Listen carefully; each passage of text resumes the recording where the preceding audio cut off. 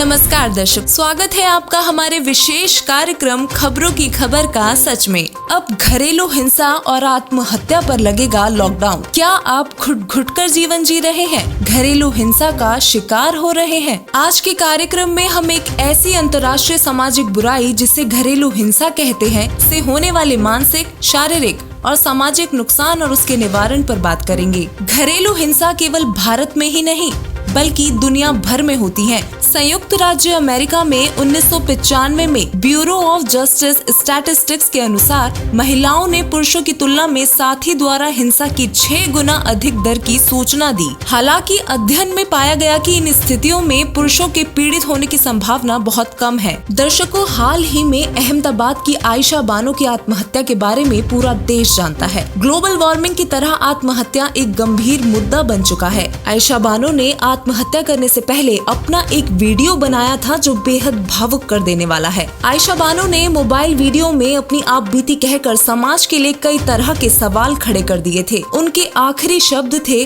मैं अल्लाह से दुआ करती हूँ कि मुझे फिर कभी इंसानों की शक्ल न देखनी पड़े। आयशा अपने निकाह के बाद से अधिक दहेज लाने के लिए पीड़ित की जा रही थी। वह पिछले कुछ समय से अपने पिता के घर रह रही थी। आत्महत्या करने से पहले उसने अपने शौहर से फोन पर उनकी जिंदगी को फिर से ठीक करने के बारे में बात करनी चाहिए, लेकिन दहेज के लोभी पति ने कहा, मुझे तुमसे कोई बात नहीं करनी, तुम चाहे मरो या जियो, मरने से पहले अपना वीडियो बनाकर भेज देना। दुखी आयशा ने आत्महत्या करना बेहतर समझा। आयशा के पिता ने उसे आत्महत्या न करने के लिए फोन पर बार बार समझाया, पर वो नहीं मानी। न जाने कितनी ही आयशा बानो गुपचुप तरीके से आत्महत्या कर लेती हैं, जिनकी किसी को कभी भनक भी लगने नहीं दी जाती तथा मामले को परिवार, समाज और पुलिस के दबाव के कारण दबा दिया जाता है। दूसरी ओर ब्रिटेन के शाही परिवार में ब्याही गई एक्टर मेगन मार्कल, जिन्होंने 2018 में प्रिंस हैरी से विवाह किया था और वो बन गई थी डचेस ऑफ ससेक्स। मेगन ने हाल ही में ओपरा विनफ्रे के शो पर यह कबूल किया कि जिस तरह के शाही दबाव में वह जी रही थी, उनका मन करता था कि वह आत्महत्या कर ले, जिससे सबकी जिंदगी बेहतर हो जाएगी। पर यह बहुत अच्छी बात है कि उन्होंने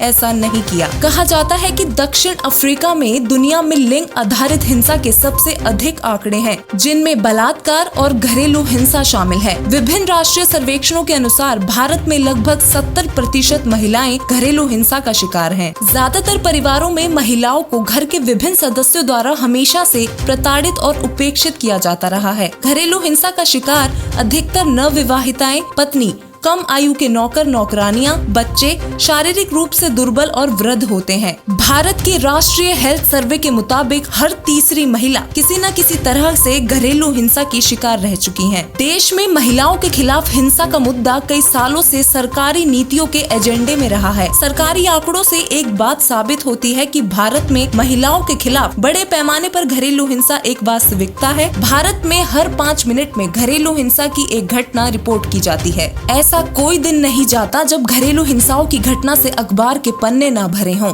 अक्सर पति का शादी के बाद भी अन्य महिला से संबंध होने पर पत्नी को वह अधिकार और सम्मान नहीं मिल पाता जिसकी वह अधिकारी होती है। पीड़ित व्यक्ति या महिला को मदद के लिए आवाज तब उठाई जाती है या तो जब वह मार दी जाती है या उसके प्रति शारीरिक हिंसा की सभी हदें पार हो चुकी होती हैं। हद तो तब हो जाती है जब पास पड़ोस के घरों में हो रही हिंसा को लोग आंख मूंद कर नजरअंदाज कर देते हैं। घरेलू हिंसा झेल रहे लोग यह समझ ही नहीं पाते कि किससे बात करें, मदद कहां से लें और मदद किससे मांगनी है। लगभग 70% समाज आज शिक्षित है, फिर भी समाज से घरेलू हिंसा में कमी होती नहीं दिख रही। मीडिया के विभिन्न माध्यमों से यह पता चलता है कि कितनी ही बहन बेटियां घरेलू हिंसा के द्वारा पनप रहे मानसिक दबाव के कारण आत्महत्या करने को मजबूर होती हैं। परंतु आत्महत्या घरेलू हिंसा या किसी भी और समस्या का समाधान कदापि नहीं है। आत्महत्या कभी भूल कर भी ना करें। राष्ट्रीय परिवार स्वास्थ्य सर्वेक्षण की रिपोर्ट के अनुसार भारत में 15 से 49 साल के आयु वर्ग में 29% महिलाओं ने पतियों द्वारा हिंसा की बात मानी थी। ज्यादातर महिलाएं खुद भी घरेलू हिंसा को अपने जीवन का सहज स्वाभाविक हिस्सा मानती हैं। इस कारण जब वे ऐसी हिंसाओं का सामना करती हैं तो अक्सर ही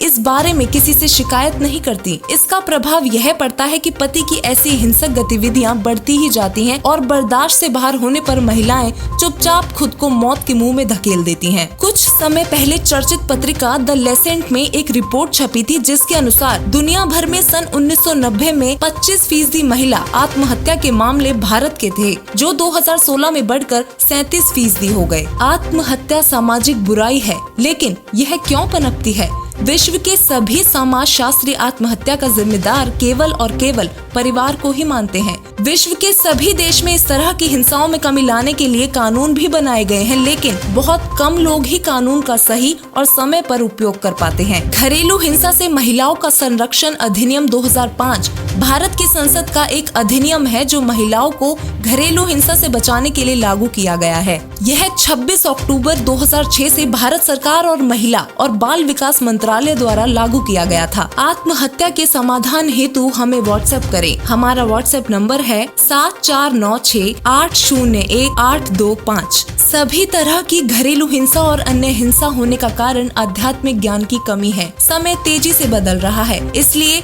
अब सामाजिक ज्ञान को आध्यात्मिक ज्ञान की निगाह से देखकर हर तरह की हिंसा पर अंकुश लगाना होगा। विश्व में अब एक ऐसा समाज तैयार हो रहा है जहां घरेलू हिंसा के लिए कोई स्थान नहीं है। ऐसे परिवार जहां बहू को बेटी का दर्जा मिल रहा है, बच्चों को बचपन से ही अच्छे संस्कार दिए जा रहे हैं। विवाह में दहेज लेना और देना दोनों महापाप हैं। नशा करना पशु तुल्य है और परिवार आपस में मिलजुल कर शांति से जीवन जी रहे हैं। यह समाज किसी कल्पना से बनाया गया नहीं है, यह वास्तविक है। समाज से घरेलू हिंसा को जिस महान संत ने मिटाया है, उनका नाम है संत रामपाल जी महाराज। सुखी पारिवारिक जीवन हेतु जगत गुरु तत्वदर्शी संत रामपाल जी महाराज जी से जुड़िए। धन्यवाद।